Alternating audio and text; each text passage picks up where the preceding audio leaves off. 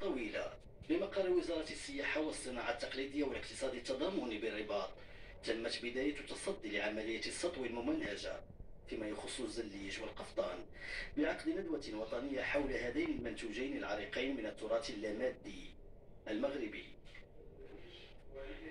هي ندوة جات في واحد الوقت حرج، لانه ما كتعرفوا اليوم تنظم ندوه من هذا الحجم هذا اللي هي ديال على الزليج المغربي وعلى القفطان المغربي، هي ندوه باش نسلطوا الضوء على التراث ديالنا وعلى كل ما تفخر به بلادنا من تراث قديم جدا. اذا بالنسبه لنا في المغرب فالقفطان ما كاينش فقط في المتاحف، والزليج ما كاينش فقط في المواقع الاثريه ولا في البنايه التاريخيه، ولكن هذه العناصر هي عناصر حيه.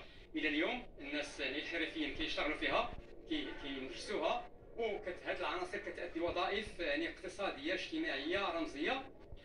الحضور لفيف من الصناع التقليديين من تخصصات مختلفة: النسيج، الحلي، الزلة. المملكة الشريفة ينوون تسجيل عصارة الصانع التقليدي المغربي لدى اليونسكو في تزوير سافر للتاريخ والأصل والهوية.